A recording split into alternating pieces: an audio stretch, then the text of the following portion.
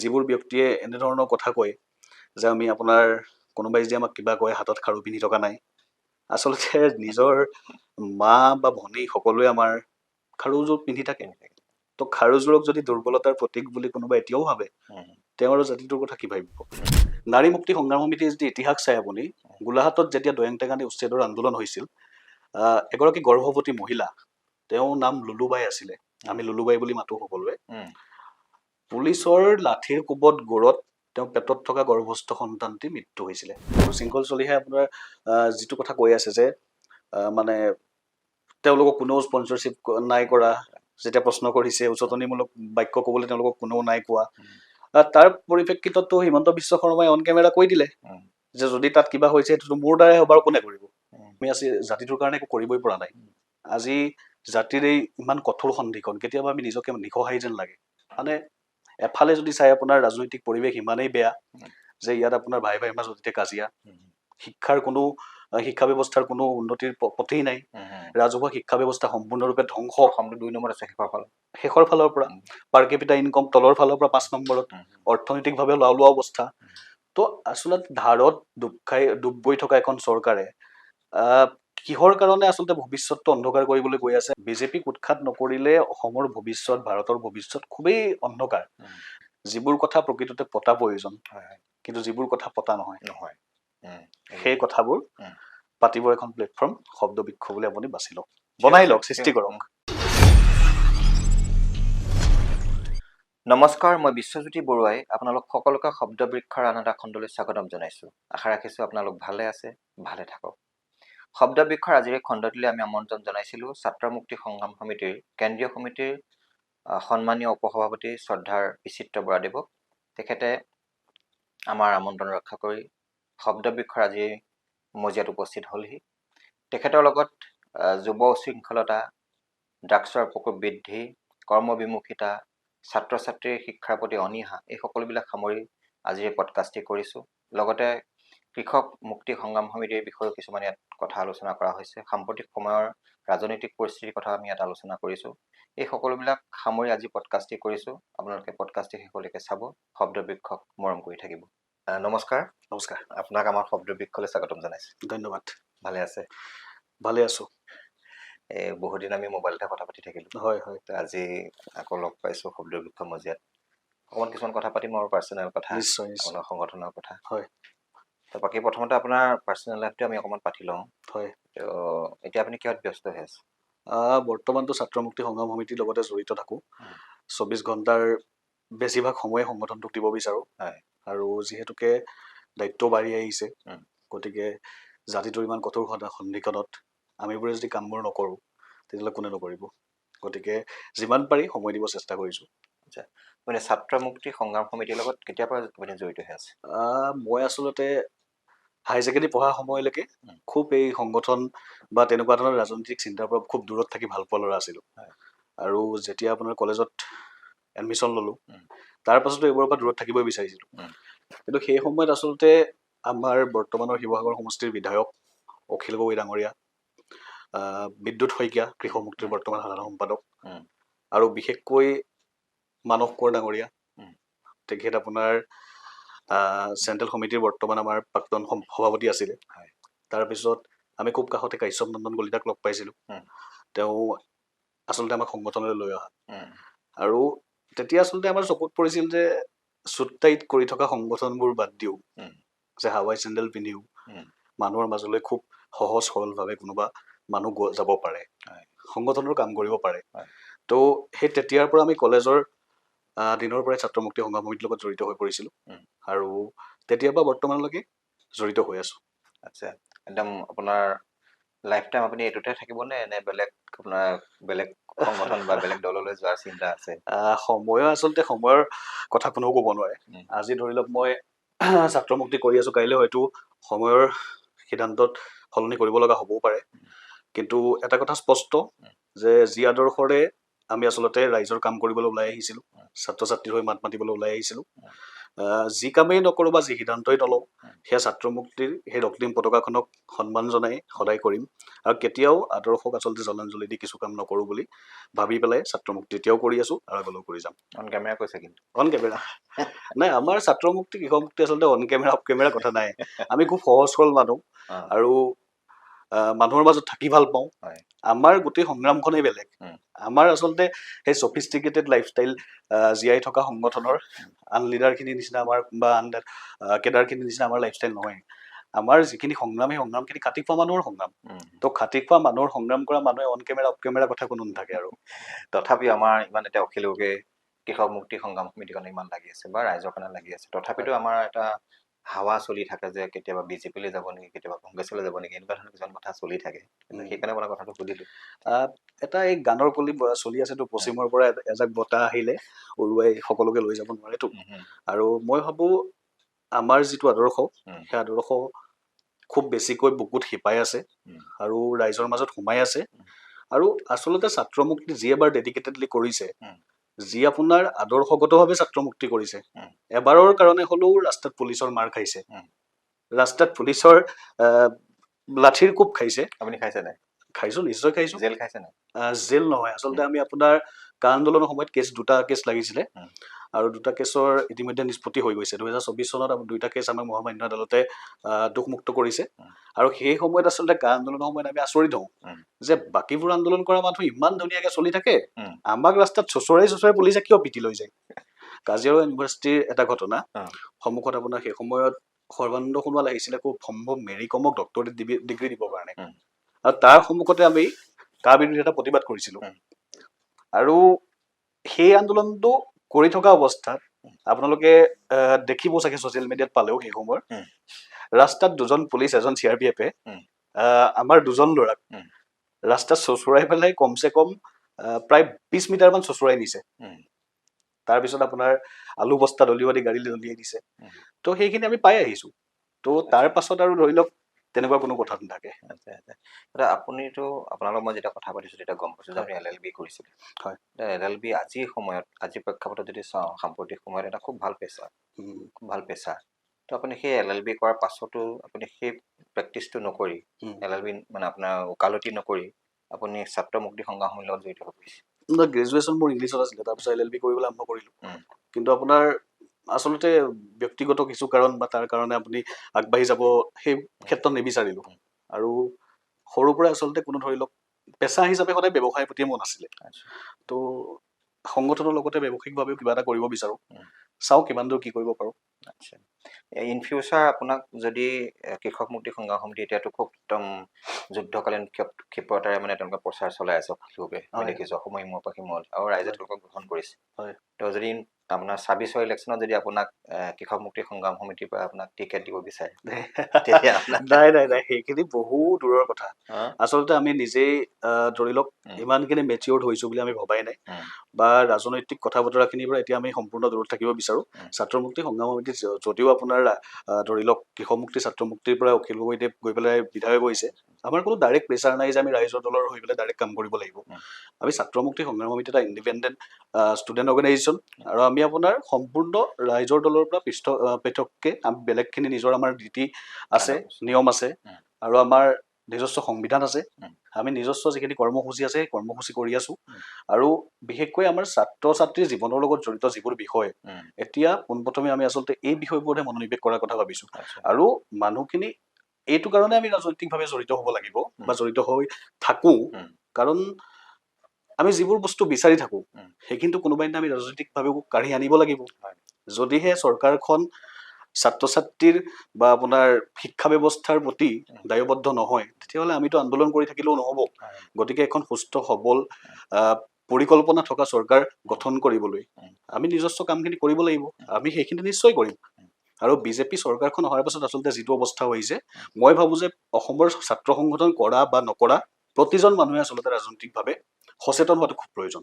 আচ্ছা, এতিয়া আপোনালোকৰ যিটো ছাত্ৰ মুক্তি সংগ্ৰাম সমিতি, আপোনালোকৰ তেওঁলোকৰ আপুনি আদৰ্শৰ কথা ক'লে, তেওঁলোকৰ ছাত্ৰ ছাত্ৰীৰ কথাবিলাকে চাই নে অৰ্থনীতি ৰাজনীতি সকলোবিলাক দিশে তেওঁলোকে চাওক, আপোনাৰ জাতিৰ স্বাৰ্থত আচলতে জড়িত প্ৰতিটো কথাতেই আমি মাত মাতিব বিচাৰো, কিন্তু আমাৰ মুখ্য বিষয় সদায় ছাত্ৰ ছাত্ৰীৰ লগতে। কিন্তু তাৰ আনুষংগিকভাৱে ৰাজনৈতিকভাৱে বা সামাজিকভাৱে আমি দায়বদ্ধ প্ৰতিজন মানুহৰ ওচৰত, কাৰণ এই জাতিটোৱে আমাক বহুত দিছেতো। এই জাতিটোৱে আমাক যিমান দিছে, আচলতে আমি জাতিটোৰ কাৰণে একো কৰিবই পৰা নাই। আজি জাতিৰ এই ইমান কঠোৰ সন্ধিখন কেতিয়াবা আমি নিজকে নিসহায় যেন লাগে। মানে এফালে যদি চাই আপোনাৰ ৰাজনৈতিক পৰিৱেশ ইমানেই বেয়া যে ইয়াত আপোনাৰ ভাই ভাইৰ মাজত এতিয়া কাজিয়া, শিক্ষাৰ কোনো শিক্ষা ব্যৱস্থাৰ কোনো উন্নতিৰ পথেই নাই, ৰাজহুৱা শিক্ষা ব্যৱস্থা সম্পূৰ্ণৰূপে ধ্বংস। অসমটো 2 নম্বৰত আছে শেষৰ ফালৰ পৰা পাৰ কেপিটা ইনকম তলৰ ফালৰ পৰা 5 নম্বৰত, অৰ্থনৈতিকভাৱে লাওলোৱা অৱস্থা। তো আচলতে ধাৰত ডুব গৈ থকা এখন চৰকাৰে কিহৰ কাৰণে আচলতে ভৱিষ্যতটো অন্ধকাৰ কৰিবলৈ গৈ আছে আমাৰ কাৰণে এতিয়াও এটা অবুজ হাতৰ। আৰু মানুহখিনিয়ে কেতিয়া বুজি পাব? আচলতে মানুহখিনি সজাগ কৰিব লাগিবতো, আপুনি নহয় মই নহয় কোনোবাইতো কৰিব লাগিব। তো সেই কামখিনিৰ কাৰণে আমি প্ৰতিটো ক্ষেত্ৰতে দায়বদ্ধতাৰে কাম কৰিব বিচাৰোঁ। সেয়া কেৱল ছাত্ৰ ছাত্ৰীৰ বুলি নহয়, জাতিটোৰ স্বাৰ্থত আমি সদায় দায়বদ্ধ হৈ যিকোনো ক্ষেত্ৰত যিকোনো পৰিসৰত গৈ কাম কৰি যুঁজি যাব বিচাৰোঁ। মানে আল্টিমেটলি আপোনালোকে এটা বেক ফ'ৰ্চ হিচাপে কাম কৰি আছে কৃষক মুক্তি সংগ্ৰাম সমিতি। কৃষক মুক্তি যিহেতু আমাৰ পেৰেণ্ট অৰ্গেনাইজেশ্যন, তো কৃষক মুক্তিৰ সংগ্ৰাম সমিতিৰে আমি এটা ভাতৃ সংগঠন। তো কৃষক মুক্তি সংগ্ৰাম সমিতিয়ে সদায় তত্বাৱধানত আমাৰ কামখিনি হৈ থাকে। আৰু ছাত্ৰৰ লগত ছাত্ৰ ছাত্ৰীৰ জীৱনৰ লগত জড়িত গোটেই বিষয়খিনি আপোনাৰ সংগ্ৰামখন চলাই নিবৰ কাৰণে আচলতে ছাত্ৰ মুক্তি সংগ্ৰাম সমিতি জন্ম হৈছিল। গতিকে নিশ্চয়কৈ কৃষক মুক্তি সংগ্ৰাম সমিতিৰ প্ৰভাৱ আছে, কিন্তু তাতে ৰাইজৰ দলত ডাইৰেক্ট কোনো প্ৰভাৱ নাই। বুজিছোঁ। হয়। তো এতিয়া আপোনালোকৰ আৰু কি সংগঠন আছে? আপুনি কৃষক মুক্তি কৃষক মুক্তি সংগ্ৰাম সমিতি, নাৰী মুক্তি সংগ্ৰাম সমিতি, চাহ শ্ৰমিক মুক্তি সংগ্ৰাম সমিতি আৰু আমাৰ ছাত্ৰ মুক্তি সংগ্ৰাম সমিতি। আৰু কেওটা সংগঠনে খুব এক্টিভকৈ কাম কৰি আছে। আপোনালোকে যদি চাহ মুক্তি সংগ্ৰাম সমিতিৰো ইতিহাস চাই তেতিয়াহ'লে দেখিব যে গুৱাহাটীৰ পৰা পেপাৰ কঢ়িওৱা এখন গাড়ীত আহি আমাৰ মুক্তিনাথ গোৱালা শ্বহীদ হৈছিল। তেওঁ সেই সময়ত ৰাজ্যিক সম্পাদক আছিল। এজন ষ্টেট ছেক্ৰেটৰী পেপাৰ কঢ়িওৱা এখন গাড়ীত আহি পেলাই এক্সিডেণ্ট হৈ তেওঁ আচলতে মৃত্যুবৰণ কৰিছিল। সেইটো এটা সংগ্ৰামী ইতিহাসৰ কাৰণে চৰম ত্যাগ বুলি আমি গণ্য কৰোঁ। তো তেনেকুৱা এক ইতিহাস আছে। নাৰী মুক্তি সংগ্ৰাম সমিতিৰ যদি ইতিহাস চাই আপুনি, গোলাঘাটত যেতিয়া দৈয়াং টেঙানী উচ্ছেদৰ আন্দোলন হৈছিল, এগৰাকী গৰ্ভৱতী মহিলা, তেওঁৰ নাম লুলুবাই আছিলে, আমি লুলুবাই বুলি মাতো সকলোৱে। পুলিচৰ লাঠিৰ কোবত গৌৰত তেওঁ পেটত থকা গৰ্ভস্থ সন্তানটি মৃত্যু হৈছিলে। তেওঁ এতিয়াও আমাৰ সেই সংগ্ৰামখনৰ লগত জড়িত, এতিয়াও আমাৰ লগত জড়িত। তো এই মানুহখিনিৰ ত্যাগখিনি মানে প্ৰতিটো সংগঠনতে আছে আমাৰ। ছাত্ৰ মুক্তি সংগ্ৰাম সমিতিৰ শ্বহীদ চান্দীপ বৰা, তৈলখাট আন্দোলনৰ প্ৰথমজন শ্বহীদ আমাৰ, তিতাবৰ বৰহোলাৰ। তো প্ৰতিটো সংগঠনৰ পৰাই আমাৰ ডেডিকেটেড কেডাৰ ওলাই গৈছে, ত্যাগ আছে। আৰু বাকী সংগঠনৰ নিচিনাকে ধৰি লওক ৰাইজৰ আগত এটা কথা, পাছফালেদি গৈ এটা কথা, আমাৰ সেই চিষ্টেমটো খুব কম। তো চেষ্টা কৰি আছে সকলোৱে, কৰি থাকিব, আৰু এদিন ৰাইজে বুজিব। সেই বুজি উঠাৰ কাৰণে আচলতে আমাৰ এই সংগ্ৰামখন, সেই কথাটোৱে।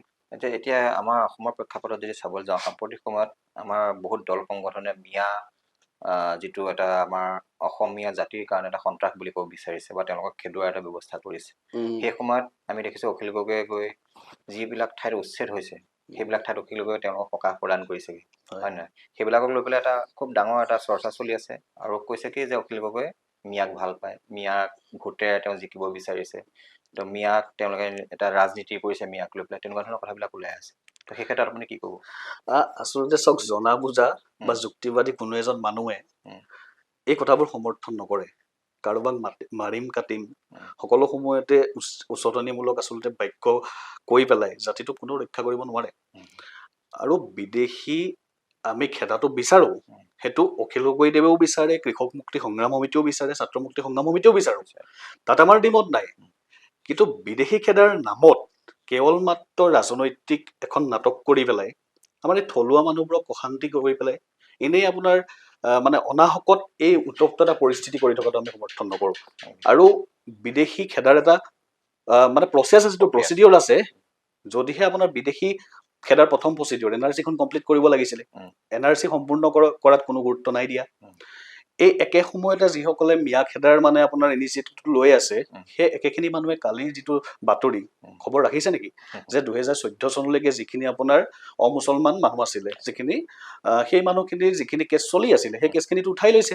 তো আল্টিমেটলি 1971 চনৰ মানে আপোনাৰ যিটো আমাৰ অসম চুক্তি, চূড়ান্ত অৱমাননা, সেই অৱমাননা কৰা প্ৰশ্নটোক কোনোবাই তুলিছে নেকি আজি? নাই তোলা। ঠিক আছে, কাখন গৃহীত কৰিলে, কাৰ বিৰুদ্ধে এনেকৈ কোনোবাই লম্পজম্প কৰিছিল নেকি? নাই কৰা। তেতিয়াতো ষ্টুডেণ্ট এটা মুভমেণ্ট ইমান এটা ডাঙৰ মুভমেণ্ট চলি থকাৰ পাছত কেনেকৈ আন্দোলনটো ৰাজপথৰ এটা আন্দোলন গৈ পেলাই খেলপথাৰ পাইছিল সকলোৱে গম পায়। তো গতিকে আমাৰ কৃষক মুক্তি সংগ্ৰাম সমিতি ছাত্ৰ মুক্তি সংগ্ৰাম সমিতিৰ এটাই কথা যে বিদেশী খেদিব লাগে। বিদেশী চিনাক্ত কৰাৰ ঠিকাটো প্ৰথমতে NRC-খন কমপ্লিট কৰি পেলাই তাৰ পাছত আৰম্ভ কৰক। আৰু কোনোবাই আপোনাৰ এই ধৰি লওক মিয়া কাটিম মিয়া খেদিম সেইবোৰ কৰি পেলাই এনে উত্তপ্ত কৰি অসমৰ আচলতে শান্তি সম্প্ৰীতিটো ধ্বংস কৰিব নালাগে। আমি সেইটোৱে অনুৰোধ জনাইছো। আচ্ছা, খেদিম কৰি আছে যদি খেদিব নোৱাৰে, মই ভাবো তেওঁলোকক উচতোৱা হ'ব ন। তেওঁলোকেতো পাছত এটা ৰিপ্লাই দিব ন যে তোমালোকে খেদিব বিচাৰিছিলা কিন্তু খেদিব নোৱাৰিলা। তো অসমৰ পৰিস্থিতি আল্টিমেটলি আমাৰ নতুন প্ৰজন্মৰ কাৰণেতো বেয়া পৰিৱেশ এৰি থৈ যাব লাগিব। নহয়, হিমন্ত বিশ্ব শৰ্মা আচলতে আজিৰ দিনত সফল। তেওঁ যিটো বিচাৰিছিলে সেইটো হৈ গৈছে। আজি শৃংখল চলিহাই খুব আচলতে নাম ল'ব বিচৰা নাছিলো, কিন্তু যিহেতু ওলাইছে কৈ দিছো আৰু শৃংখল চলিহাই আপোনাৰ যিটো কথা কৈ আছে যে মানে তেওঁলোকক কোনেও স্পনচৰশ্বিপ নাই কৰা, যেতিয়া প্ৰশ্ন কৰিছে উচতনিমূলক বাক্য ক'বলৈ তেওঁলোকক কোনেও নাই কোৱা। তাৰ পৰিপ্ৰেক্ষিততো হিমন্ত বিশ্ব শৰ্মাই অন কেমেৰা কৈ দিলে যে যদি তাত কিবা হৈছে সেইটোতো মোৰ দ্বাৰাই হ'ব আৰু কোনে কৰিব। তাৰমানে বিজেপিৰ হৈ পেলাই এই যিটো চক্ৰান্ত হিমন্ত বিশ্ব শৰ্মাই চলাইছে ২৬ৰ নিৰ্বাচনী বৈতৰণি পাৰ কৰিবৰ কাৰণে, সেইটোত আচলতে ইতিমধ্যে জনাই হওক বা নজনাই হওক, জানি হওক বা নাজানি হওক, বহু লোকে ভৰি দিছে সেই জালখনত। আৰু সেই জালখনত ভৰি দি পেলাই আটাইতকৈ প্ৰব্লেমটো কৰিছে আমাৰ এই থলুৱা মানুহখিনি।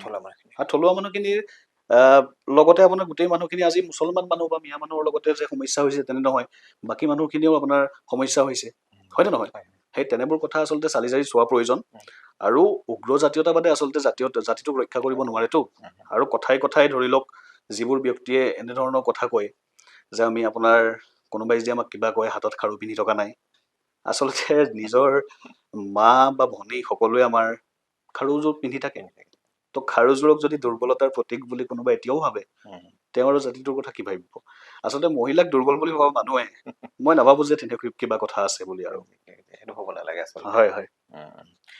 আৰু এটা কথা যে কৃষক মুক্তি সংগ্ৰাম সমিতি শিৱসাগৰত অখিল গগৈয়ে জিকিলে, হয়, এই ক্ষেত্ৰত আমাৰ যিবিলাক শিৱসাগৰৰ যিবিলাক দল সংগঠন আছে বা অসমৰ দল সংগঠন আছে তেওঁলোকো ছাপোৰ্ট কৰিছিলে, তেওঁ জিকালে। তো এতিয়া যে বিৰোধী একগোট হ'ব বিচাৰি আছে, সেই ক্ষেত্ৰত ছাত্ৰ মুক্তি সংগ্ৰাম সমিতিয়ে কি ক'ব? সেইটো এটা সম্পূৰ্ণ ৰাজনৈতিক বিষয়, আৰু এইটো ৰাজনৈতিক তেওঁলোকৰ আলাপ আলোচনাৰ মাজেৰে আমি আপোনালোকে মানে এইটো ভাবো যে বিৰোধী ঐক্যমঞ্চ হোৱাটো খুব প্ৰয়োজন। বিচাৰে বিজেপিক উৎখাত কৰিবৰ কাৰণে সকলোবোৰ বিৰোধী এক হ'ব লাগে। কিন্তু বিৰোধী ঐক্য হ'ব মানে একতাটো গঠন কৰিবলৈ যাওঁতে আমাৰ যিকেইটা আঞ্চলিক ৰাজনৈতিক দল, সেয়া লাগিলে অসম জাতীয় পৰিষদেই হওক বা ৰাইজৰ দল হওক, দুয়োটাই নিজৰ স্বকীয়তাটো ৰাখি পেলাই ঐক্যমঞ্চত যাব লাগে। কাৰণ আপোনাৰ বিভিন্ন কথা তাৰ পাছত আহি পৰিবতো। আৰু আমি বিচাৰো যে মানে বিজেপিক উৎখাত কৰিব লাগে। বিজেপিক উৎখাত নকৰিলে অসমৰ ভৱিষ্যত, ভাৰতৰ ভৱিষ্যত খুবেই অন্ধকাৰ। আৰু সেই অন্ধকাৰ ভৱিষ্যতৰ পৰা ওলাই অহাৰ স্বাৰ্থত নিজৰ কিছুমান ক্ষুদ্ৰ ক্ষুদ্ৰ যিখিনি স্বাৰ্থ আছে, সেই স্বাৰ্থখিনি কোনোবাই অকণমান একাষৰীয়া কৰি পেলাই অলপমান সময়ৰ কাৰণে জাতিটোৰ কথা ভবা প্ৰয়োজন। আৰু জাতিটোৰ স্বাৰ্থত এইবাৰ আচলতে বিজেপিক উৎখাত কৰাটো মূল লক্ষ্য হিচাপে লৈ পেলাই সকলোৱে বিৰোধী একগোটটো হ'ব লাগে। মই কৃষক সংগ্ৰাম সমিতি বা আপোনাৰ ছাত্ৰ মুক্তি সংগ্ৰাম সমিতি যেতিয়াৰ পৰা জন্ম লগ্নৰ পৰাই আমি এজন ব্যক্তিকে ভালকে দেখি আছো, তেওঁ হ'ল মানে অখিল গগৈদেৱ। তো আপোনালোকে কেতিয়াবা ফিল কৰে নে নকৰে, অনুভৱ কৰে নে নকৰে যে আমাৰ কৃষক মুক্তি সংগ্ৰাম সমিতি বা আমাৰ এই গোটেই ৰাজনৈতিক যিটো যাত্ৰাটো চলাই নিবৰ কাৰণে আৰু কিছুমান লিডাৰ দৰকাৰ? এইটো আচলতে আমাৰ ওপৰত থকা এটা ডাঙৰ কমপ্লেইন, কিন্তু কমপ্লেইনটো আমি এইদৰে নাচাওঁৱেই। কাৰণ আপুনি যদি চাই, এইটো সংগঠনতে আপোনাৰ বিদ্যুৎ শইকীয়াৰ দৰে লিডাৰ জন্ম হৈছে, মানস কোঁৱৰৰ দৰে প্ৰতিভাৱান লিডাৰ জন্ম হৈছে, বিতু সোণোৱালৰ দৰে যোগ্য নেতা জন্ম হৈছে, হয়নে নহয়? ভাস্কুতি শইকীয়া, ধৈৰ্য কোঁৱৰ, বেদান্ত লস্কৰ, সোণেশ্বৰ নৰক, কিমান দীঘলীয়া এখন লিষ্ট। আচলতে এটা লেয়াৰ লগাই পেলাই মানুহৰ মাজত এটা নেৰেটিভ প্ৰচাৰ কৰিব বিচাৰে যে Akhil Gogoi all in one. কিন্তু অখিলদাৰ যিখিনি আমাৰ সংগঠনৰ প্ৰতিটো মানুহৰ প্ৰতি মৰম, কালি আপোনাৰ এটা ফেচবুক পোষ্ট চালে গম পাব যে বিদ্যুৎ শইকীয়া ডাঙৰীয়াই এটা কিবা ফেচবুক এটা বাইট দিছিলে নিউজৰ বাইটটোত অখিলদাই লিখিছে ইমান ব্যস্ত হেৰিয়ৰ পাছতো যে বিদ্যুৎ কথাৰ মাজতে এই তোৰ চালু বাইটটো, আৰু চাই পেলাই খুব মই ভাল পাইছো, তই মেচিয়ৰ হৈছ। এই এজন বিধায়কৰ নিজৰ সহকৰ্মী বুলিয়ে ক'ব লাগিব কৃষক মুক্তি সংগ্ৰাম সমিতিৰ সম্পাদকজনৰ প্ৰতি ইমান এটা মৰম, ৰাজহুৱাভাৱে দেখিছে ৰাইজে। হয়। আৰু তাৰ পাছত ছেকেণ্ড জেনেৰেশ্যন লিডাৰ জন্ম দিবলৈ তেওঁ আপোনাৰ নিবিচাৰে বুলি ক'লে কেনেকে সহ্য মানে কোনোবাই আমি মানি ল'ম। আমি ধৰি লওক লিডাৰটো আমাৰ এনেকুৱা নহয়। লিডাৰৰ কনচেপ্টটো মানুহৰ মাজত কেনেকুৱা যে দামী এখন গাড়ী থাকিব লাগিব, খুব একদম চফিষ্টিকেটেড এটা লাইফষ্টাইল হ'ব লাগিব, টকশ্বত সদায় বহিব লাগিব, চিঞৰিব লাগিব, তেনে কথা নহয়তো। গ্ৰাউণ্ডত কাম কৰা আপোনাৰ যদি আজি আপুনি চাই হোল টাইমাৰ বুলি ক'বলৈ গ'লে ছাত্ৰ মুক্তি সংঘ সমিতি পিণ্টু গগৈ সভাপতি, খুব ডেডিকেটেড, বয়সত আমাতকৈ সৰু, খুব ডেডিকেটেড ল'ৰা। সভাপতি হিচাপে তেখেতে যদিও আমাতকৈ জুনিয়ৰ, যিখিনি টাইম দিয়ে আপুনি ভাবিব নোৱাৰে। তেওঁকতো তেওঁ কোনো আপোনাৰ বেকগ্ৰাউণ্ড নাই তেনেকুৱা, তেওঁৰ ঘৰত কোনো ৰাজনৈতিক পৰিৱেশ নাই, কিন্তু মৰঙীৰ নিচিনা এটা অঞ্চলৰ পৰা ওলাই গৈ পিণ্টু গগৈ আজি ছাত্ৰ মুক্তি সংঘ সমিতিৰ সভাপতি। তিনিচুকীয়া জিলাৰ আপোনাৰ পাপু দত্ত আজি ছাত্ৰ মুক্তি সংঘ সমিতিৰ সভাপতি। আমাৰ ইয়াৰ পৰাই ৰাহুল চেত্ৰী জেনেৰেল ছেক্ৰেটাৰী হৈ পেলাই ওলাই গৈছে আপোনাৰ মাৰ্ঘেৰিটাৰ, ডিব্ৰুগড় ইউনিভাৰ্চিটি GS আছিলে। এতিয়া ৰাহুল মাৰ্ঘেৰিটাৰ আপোনাৰ 2024 আমাৰ ৰাইজৰ দলৰ প্ৰাৰ্থী বুলি আপোনাৰ আলাপ আলোচনা চলি আছে। তো তেতিয়াহ'লে আপুনি কওকচোন নেক্সট জেনেৰেশ্যন লিডাৰ কেনেকে নাই হ'ব? ছাত্ৰ মুক্তি সংগ্ৰাম সমিতিৰ পৰা কৃষক মুক্তি নোযোৱাকে এজন লিডাৰ মাৰ্ঘেৰিটা সমষ্টিৰ নিৰ্বাচনৰ প্ৰক্ষেপিত প্ৰাৰ্থী হ'ব পাৰিছে, তেওঁ নিজে কৰি থৈ গৈছে। তো তেতিয়াহ'লে সেই মানুহজনক আচলতে এইটো এটা নেৰেটিভহে, এই নেৰেটিভটো চলাই আচলতে তেখেতক পাৰ্চনেল কিছুমান বিষয়ত এটেক কৰিব বিচাৰিছে, বেলেগ একো কথা নহয়। আৰু এটা মানে এটা মানুহৰ মাজত এটা গজব এটা উঠি থাকে কি যে বাকী যিবিলাক দল সংগঠন আছে তাৰ নেতাবিলাকে খুব ধুনীয়াকে নিজৰ ড্ৰেছ আপ কৰি থাকে, ধুনীয়াকে কোট পেণ্ট পিন্ধে, বগা চাৰ্ট পিন্ধে, কলা পেণ্ট পিন্ধে, বগা চাৰ্ট পিন্ধে, ধুনীয়া ভাল ভাল গাড়ীত ঘূৰে। কিন্তু তাৰ ঠাইত কৃষক মুক্তি সংঘ সমিতিয়ে হওক, মই নিজে প্ৰত্যক্ষ কৰিছো, তেওঁলোকে খুব মানে জলুমলু কাপোৰ কানি পিন্ধি ঘূৰি ফুৰে, দাড়ি চাড়ি ৰাখি পেলাই। তাৰ কিবা এটা এইটো মানে কিবা পলিচি নেকি আপোনালোকৰ? চাওক আচলতে এইটো পলিচি বুলিয়ে কয় বা যেনেকে কওক, আচলতে দিনৰ দিনটো যদি আপুনি বাহিৰত ঘূৰি ফুৰে হাৱাই চেণ্ডেলযোৰ পিন্ধি কমফৰ্টেবল লাগে, হয়নে নহয়?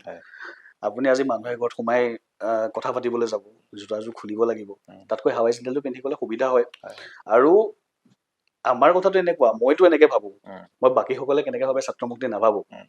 আচলতে যেতিয়া কলেজত আমি পঢ়ি থাকো ন, যেতিয়া মানে আমাৰ খুব ব্ৰেণ্ডেড চাৰ্ট এটা, ব্ৰেণ্ডেড জোতা এযোৰ পিন্ধি থকা ল'ৰা এটা আহে, এই বা দামী বাইক এখন লৈ আহে নহয়, ওচৰত যাবলৈ অকণমান আহে, ইয়াৰ বহুত কিবা এটা আছে দেই, সেই ইতস্তত বোধটো কোনো এজন ষ্টুডেণ্টে আহি পেলাই ছাত্ৰ মুক্তিৰ কোনো এটা মানে কেডাৰৰ ওচৰত, কৰ্মীৰ ওচৰত অনুভৱ নকৰক, সেইটো মোৰ মই তেনেকে ভাবো। আজি মই যদি আপোনাৰ নিজে বহুত দামী কিবা এটা পিন্ধি পেলাই আজি মই যদি ফ্ৰী এডমিশ্যন ল'বলৈ যোৱা ল'ৰা এটাক বা ছোৱালী এজনীক সহায় কৰিবলৈ যাওঁ, তেওঁতো মোক নিজৰ কথাখিনি ক'ব নোৱাৰিব ন খুলি। মই নিজে সেইটো বেকগ্ৰাউণ্ডৰ পৰা অহা, নিজে এটা দুখীয়া পৰিয়ালৰ পৰা অহা, তো বুজি পাওঁ সেই কথাখিনি। অভাৱত থকা মানুহ এজনে কেতিয়াও সেই আচলতে বস্তুটো সহজভাৱে ল'ব নোৱাৰে। আমি যিমানেই নৰ্মেলাইজ কৰোঁ, সেইটো নৰ্মেল নহয় কথাটো। মানুহৰ সেই ক্লাছ ষ্ট্ৰাগলটো আছেতো, সেই ক্লাছ ষ্ট্ৰাগলটো যেতিয়ালৈকে থাকিব তেতিয়ালৈকে সিহঁত কেতিয়াও সহজ হ'ব নোৱাৰে। তো মানুহক সহজ কৰিবলৈ হ'লে, নিজৰ ওচৰলৈ আনিবলৈ হ'লে নিজে সহজ হ'ব লাগিব। সহজ হৈ মানুহৰ মাজতে গ'লেহে পাৰিব। আমিতো আৰু ধৰি লওক চুট টাই পিন্ধি পেলাই, পেণ্ট পিন্ধি পেলাই আমিতো আপোনাৰ MLA মিনিষ্টাৰ হৈ পেলাই কনভয় লৈ পেলাই চলিবলৈ অহা নাই। আমিতো ৰাইজৰ হৈ কৃষক মুক্তি কৰিবলৈ আহিছো, কৃষকৰ হৈ মাত মাতিবলৈ আহিছো। আৰু ছাত্ৰ মুক্তি কৰা মানে ধৰি লওক সেনেকুৱা নহয় আৰু এই আগৰ যিবোৰ সংগঠনৰ কনচেপ্ট আছিলে লিডাৰৰ, সেই কনচেপ্ট একেবাৰে নাই। ছাত্ৰ মুক্তি সংগ্ৰাম সমিতি আমাৰ অধ্যয়ন দায়বদ্ধতা সংগ্ৰাম, আৰু আমাৰ সপোনবোৰ আচলতে বহুত বেলেগ। তেনেকুৱা নহয়, আমি ভাবো যে শিক্ষাৰ অধিকাৰ প্ৰতিজনে পাওক, বুজি পাইছেনে? দুখীয়া বা আপোনাৰ অৰ্থনৈতিকভাৱে পিছপৰা বুলি তেওঁ কোনো সুবিধাৰ পৰা বঞ্চিত নহওক, যিটো মৌলিক অধিকাৰ শিক্ষাত লাভ কৰক।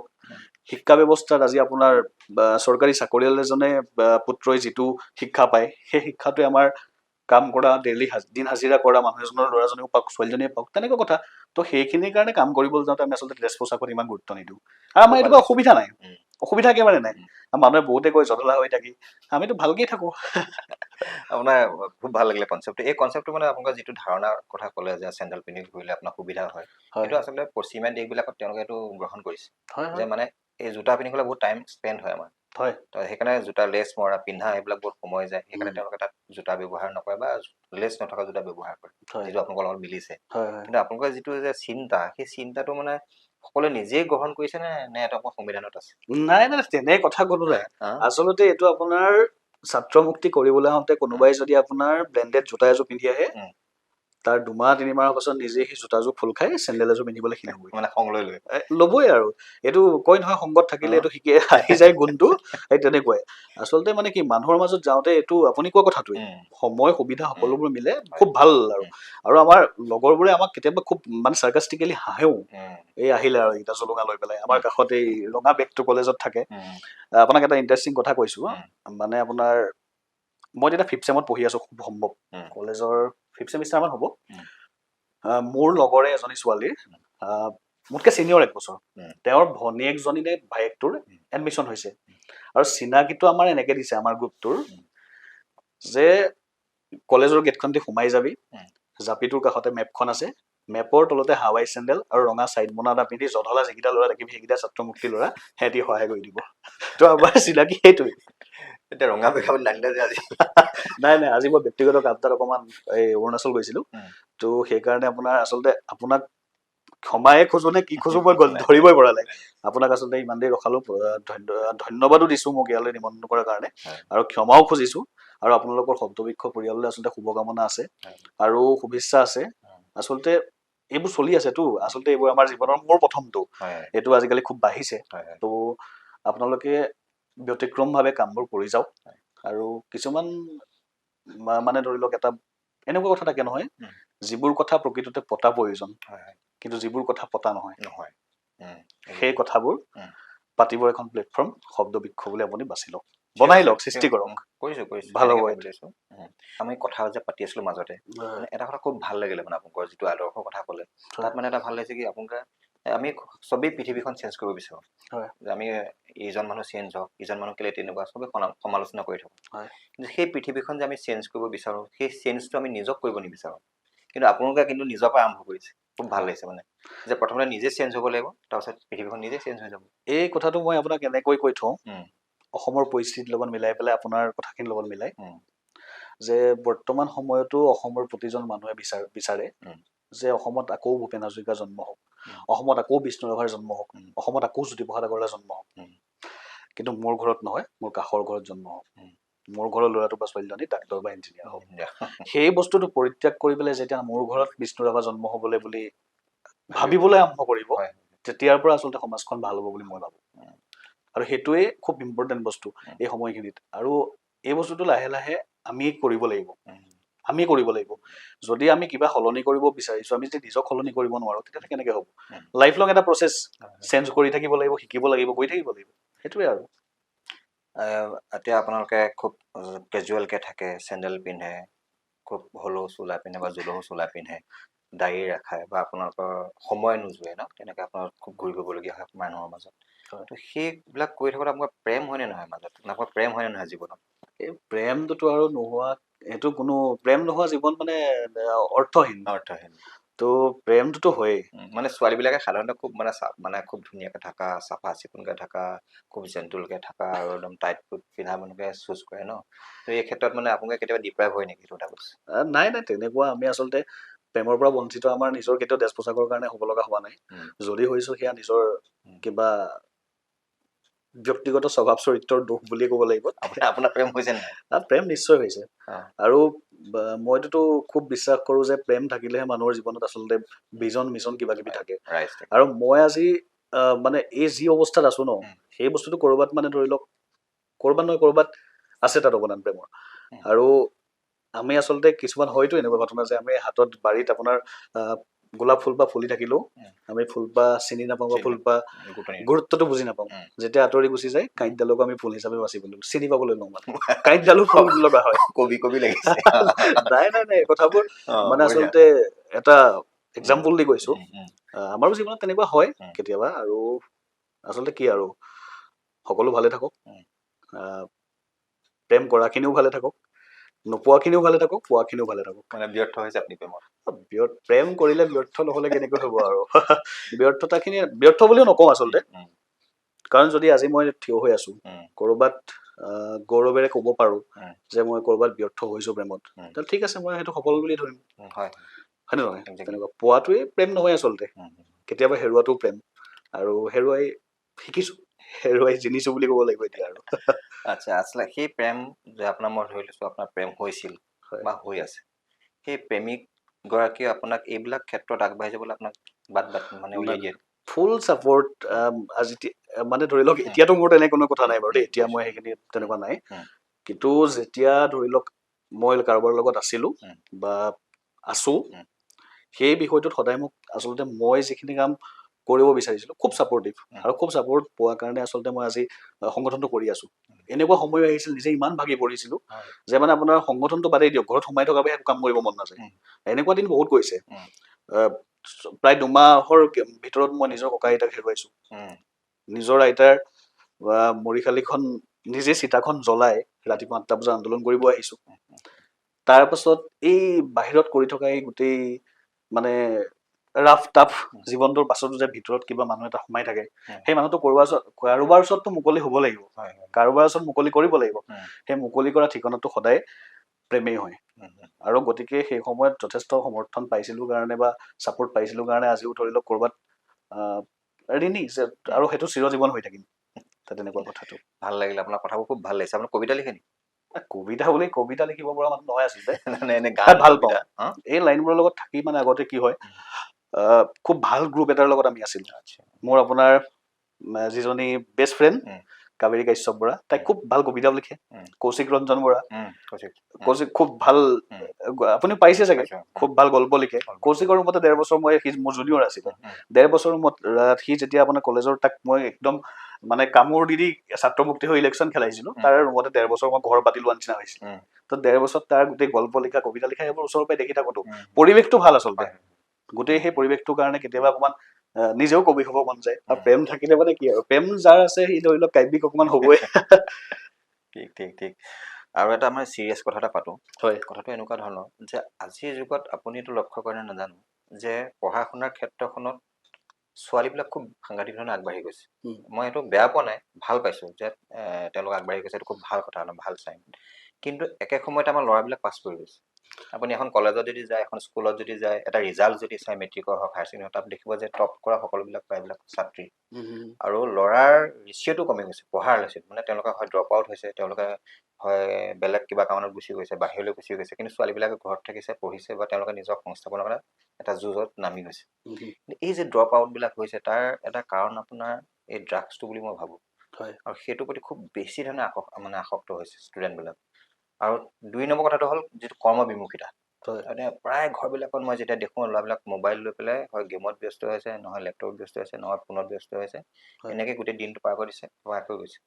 দেউতাক খেতিয়ক বা দেউতাকে ব্যৱসায় কৰে, সেই ক্ষেত্ৰবিলাকত তাহাঁতি কিন্তু সোমোৱা নাই। হয়। এতিয়া মই নিজৰ গাঁৱত যেতিয়া মই যাওঁ, দেউতাকে পথাৰত হাল বাই থাকে, পুতেকে ঘৰত মোবাইল চলাই থাকে। এটা ল'ৰা। হয়। আজিকালিতো প্ৰায়বিলাকৰ সুখী পৰিয়াল কৰিবলৈ যাওঁতে এটা ল'ৰা, এজনী ছোৱালী, তেনেকুৱা ধৰণৰ হৈছে। হয়। যে সেই যে যিবিলাক ল'ৰাই দেউতাকৰ ব্যৱসায়টো দাঙি ধৰা নাই বা চোৱা নাই যে কেনেকৈ চলিছে, হয়। পথাৰখনত দেউতাকে কেনেকৈ খেতি কৰিছে, নাঙলটো কেনেকৈ ধৰিছে, পাৱাৰ টিলাৰখন কেনেকৈ চলিছে, কি দৰা মাটিত কি ধান কৰিব, সেইবিলাক একো কনচেপ্ট নাই।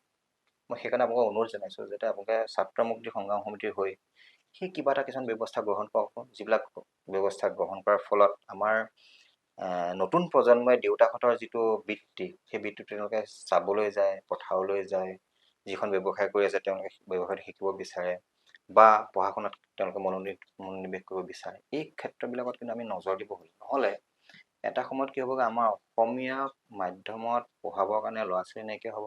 অসমীয়া ভাষাটো শিকাবৰ কাৰণে এতিয়া অসমীয়া স্কুলবিলাকত কোনবিলাক ছাত্ৰ ছাত্ৰীয়ে পঢ়ি আছে আপুনি চাবচোন। হয়।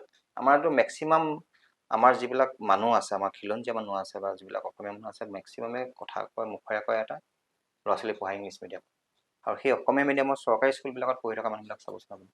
আৰু তেওঁলোকে যেতিয়া 20 বছৰ পাছত অসমীয়া পঢ়ুৱাব হয়। আমাৰ ছাত্ৰ ছাত্ৰী অসমত, তো সেই ছাত্ৰ ছাত্ৰীবিলাকে কেনেকুৱা ধৰণৰ অসমীয়া পঢ়িব? তো এই গোটেই বাতাবৰণটো আপুনি আমাক লক্ষ্য কৰিব, মই আপোনাক ৰিকুৱেষ্ট কৰিছোঁ।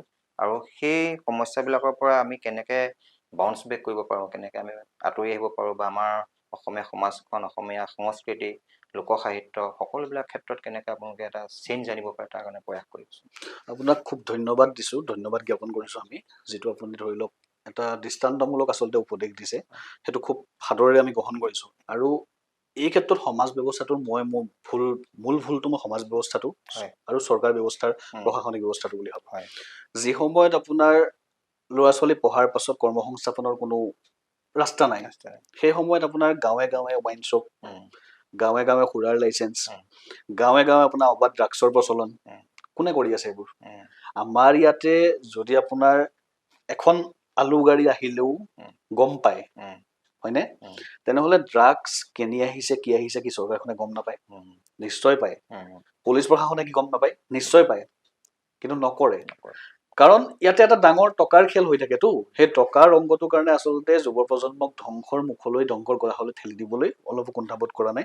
আৰু আমি এই বস্তুটো খুব চিৰিয়াছলি ল'ম আৰু লৈছোঁ। ইতিমধ্যে আমি বিভিন্ন পদক্ষেপ লৈ আছোঁ। আমি যিটো ঘৰে ঘৰে গাঁৱে গাঁৱে মদৰ আপোনাৰ দোকান দিয়াৰ ব্যৱস্থা কৰিছে, সেইটোতো আমি বিৰোধ কৰোঁ।